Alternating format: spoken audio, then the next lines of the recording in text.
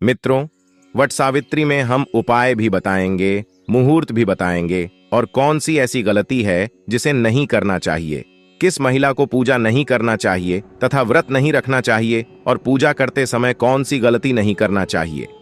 सावित्री माता को क्या चढ़ाएं और क्या नहीं चढ़ाएं, जानिए सब कुछ इस वीडियो में। ये 3 चीजें सावित्री माता को कभी मत चढ़ाना, साथ ही साथ वट सावित्री व्रत में ऐसे कपड़े भूल कर भी मत पहनना, इससे पति की मृत्यु हो जाती है। और जानिए वट सावित्री पूजा का शुभ मुहूर्त। मित्रों, वीडियो में आगे बढ़ने से पहले एक बार सच्चे हृदय से कमेंट बॉक्स में जय मां सावित्री अवश्य लिखें और वीडियो को लाइक कर दें। मित्रों, वट सावित्री का व्रत हर सुहागन महिला बड़ी धूमधाम के साथ मनाती है। ऐसी मान्यता है कि इस व्रत को रखने से पति की आयु लंबी होती है तथा लंबी उम्र की प्राप्ति होती है। अखंड सौभाग्य और संतान सुख पाने की कामना के साथ महिलाएं इस व्रत को करती हैं। दोस्तों, हिंदू धर्म में वट सावित्री व्रत सुहागन महिलाओं के लिए महत्वपूर्ण व्रत माना जाता है। पंचांग के अनुसार वट सावित्री व्रत हर साल ज्येष्ठ मास के कृष्ण पक्ष की अमावस्या तिथि को रखा जाता है और यह व्रत सुहागिन महिलाएं अखंड सौभाग्य और संतान प्राप्ति की कामना से रखती हैं। इस दिन वट वृक्ष और सावित्री सत्यवान की पूजा होती है। आइए मित्रों, जानते हैं साल 2024 में वट सावित्री व्रत और पूजा का शुभ मुहूर्त, पूजन सामग्री और सावित्री व्रत की संपूर्ण पूजा की विधि क्या है। दोस्तों, साल 2024 में वट सावित्री व्रत 6 जून गुरुवार को रखा जाएगा। अमावस्या तिथि प्रारंभ 5 जून सायंकाल 7:54 पर होगा और अमावस्या तिथि समाप्त 6 जून सायंकाल 6:04 पर होगा। लाभ उन्नति मुहूर्त दोपहर 12:30 से दोपहर 2:04 तक रहेगा और अमृत सर्वोत्तम मुहूर्त दोपहर 2:04 से दोपहर 3:48 तक रहेगा। और दोस्तों, वट सावित्री व्रत की पूजा में कुछ विशेष सामग्री की आवश्यकता होती है, जिसमें सावित्री सत्यवान की प्रतिमा और बांस का पंखा, लाल कलावा, धूप, दीप और फल फूल, रोली, सुहाग का सामान, पूरियां, चना, बरगद के फल, सिंदूर जल से भरा कलश और रोली आदि चीजों की आवश्यकता रहेगी। और वट सावित्री व्रत के दिन प्रातः काल जल्दी उठकर स्नान के बाद व्रत का संकल्प लें और सबसे पहले पूजा स्थल पर धूप दीप जलाकर सभी पूजन सामग्री एकत्रित कर लें और एक बांस की टोकरी में 7 तरह के अनाज और दूसरी टोकरी में देवी सावित्री सत्यवान की प्रतिमा रखें। अब वट वृक्ष के नीचे सावित्री सत्यवान की प्रतिमा रखकर सबसे पहले वट वृक्ष पर जल चढ़ाकर कुमकुम, अक्षत, रोली, पूरियां और बरगद का फल अर्पित करें। इसके बाद सूत के धागे को वट वृक्ष के 5, 7, 8 या 12 चक्कर लगाते हुए बांध लें। हर परिक्रमा पर एक एक चना वृक्ष में चढ़ाते हैं और इसके बाद हाथ में काला चना लेकर व्रत कथा पढ़ें अथवा सुने। और मित्रों, पूजा के बाद भीगे हुए चने का बायना निकाले, उसमें दक्षिणा, श्रृंगार का सामान, वस्त्र आदि रखकर सांस को भेंट करें। दोस्तों, चलिए अब जानते हैं वट सावित्री में कौन कौन सी सब्जी नहीं खाना चाहिए और कौन कौन सी सब्जी खाना चाहिए और कौन सा फल खाने से व्रत टूट जाता है।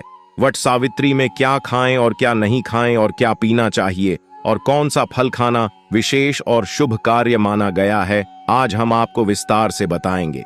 लेकिन आगे बढ़ने से पहले कमेंट बॉक्स में अपनी राशि जरूर डाल दीजिएगा।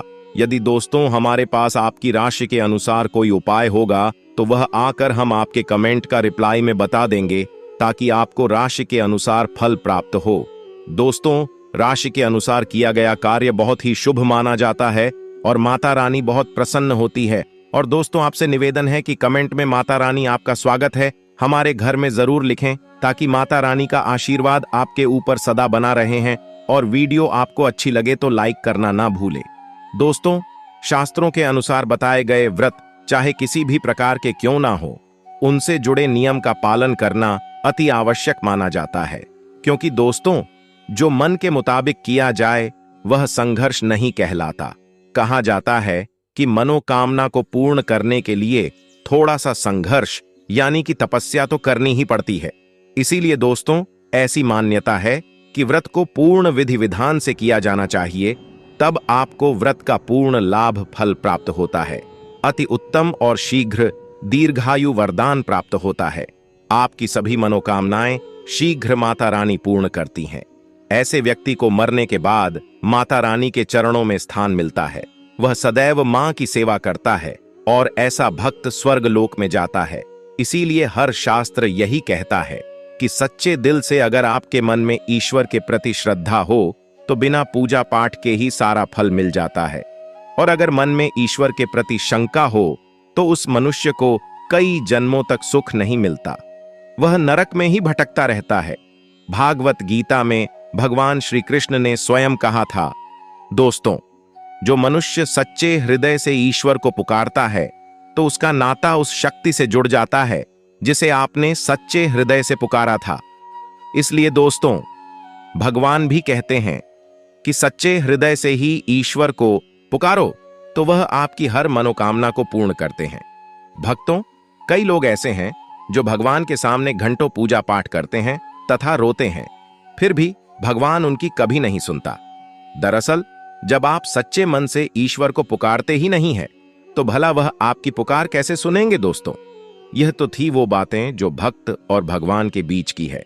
अब हम जानते हैं वट सावित्री व्रत के दौरान क्या नहीं खाना चाहिए और क्या नहीं पीना चाहिए, और कौन सा फल खाने से व्रत संपूर्ण और सफल हो जाता है।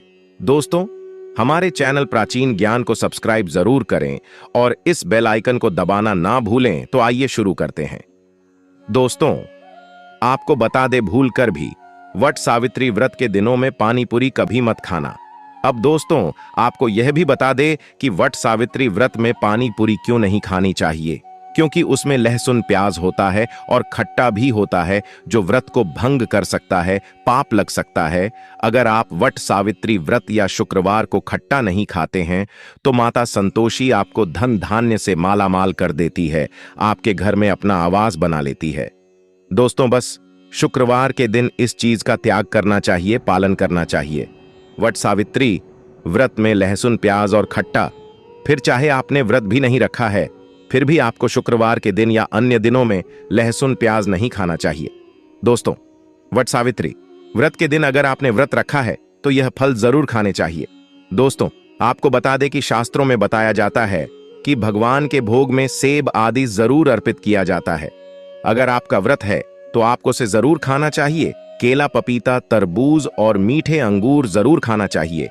इन फलों से व्रतधारी को शक्ति मिलती है और व्रत संपूर्ण हो जाता है। और शास्त्रों में बताया जाता है कि वट सावित्री व्रत के दिनों में केला जरूर खाना चाहिए। वट सावित्री व्रत के दिनों में केला का घर में प्रवेश होना बड़ा ही शुभ माना गया है। केला खाने से वट सावित्री व्रत का व्रत सफल हो जाता है, क्योंकि इसमें माता रानी और भगवान विष्णु का आशीर्वाद मिला हुआ होता है। वट सावित्री व्रत के दौरान से जो भी खाता है उसे दुखों का सामना नहीं करना पड़ता है। केला आपको जरूर खाना चाहिए। माता लक्ष्मी प्रसन्न होती हैं और आशीर्वाद देती है। दोस्तों, आपको बता दें कि वट सावित्री व्रत में तेल की तली हुई हरी मिर्च खा सकते हैं, लेकिन कम मात्रा में खाना है। व्रत के दौरान ज्यादा तीखा नहीं खाना चाहिए। भक्तों, व्रत में तीखा खाने से व्रतधारी की जो पेट की आंतें होती है उसमें जख्म हो सकते हैं, क्योंकि इस दौरान हम व्रत का पालन करते हैं तो हमारे पेट में कुछ नहीं होता है। इसीलिए हल्का खाना खाना सर्वोपरि है और उत्तम माना जाता है। व्रतधारी को रसीले आलू अवश्य खाना चाहिए। इससे हमारे शरीर में ऊर्जा की भरपूर जरूरत होती है, पूरी हो जाती है। आप आलू का पानी पी सकते हैं। रसीले आलू जरूर खाना चाहिए। दोस्तों, वट सावित्री व्रत में भिंडी की सब्जी जरूर खाना चाहिए, क्योंकि दोस्तों, भिंडी में कई ऐसे पोषक तत्व होते हैं जो हमारी हड्डियों को मजबूत बनाते हैं। तथा वट सावित्री व्रत में बैंगन की सब्जी जरूर खाना चाहिए। लेकिन याद रहे, जब वट सावित्री व्रत में सोमवार पड़ जाए तो बैंगन की सब्जी मत खाना, पाप लगेगा। वट सावित्री व्रत में सब्जी में हरा धनिया जरूर डालना चाहिए। हरे धनिये से भी व्रतधारी को पोषक तत्व मिलते हैं। वट सावित्री व्रत में हरा धनिया अवश्य खाएं। इससे दोस्तों, जो शुगर लेवल होगा वह कम हो जाएगा। और वट सावित्री व्रत में रिफाइंड का तेल और सरसों का तेल भूलकर भी व्रत के दौरान नहीं खाना चाहिए। मूंगफली का तेल और देसी घी और गोले का तेल खाना अच्छा माना जाता है। और दोस्तों, वट सावित्री व्रत में व्रतधारी को डिब्बा बंद लस्सी, डिब्बा बंद जूस नहीं पीना चाहिए, उसमें कई केमिकल मिले होते हैं जिसके कारण आपका व्रत टूट सकता है। जब भी आप फलों का जूस पिएं तो याद रखें उसमें नमक डालें, नहीं तो व्रत टूट जाएगा। साथ ही साथ जूस में बर्फ भी नहीं डालना चाहिए। दोस्तों, आपको फलों का सादा जूस पीने से व्रत सफल होता है।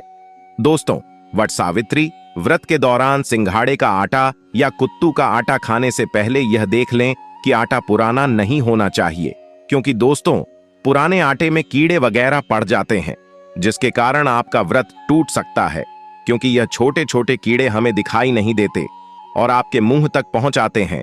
ऐसा खाना मतलब कीड़े मकोड़ों का मांस खाने के बराबर माना गया है। दोस्तों, वट सावित्री व्रत के दौरान आप शाम के समय खाने में दही ले सकते हैं और आलू वगैरह खा सकते हैं। आलू के चिप्स खा सकते हैं, साबूदाने की टिकिया बनाकर खा सकते हैं और साबूदाने की खिचड़ी खा सकते हैं।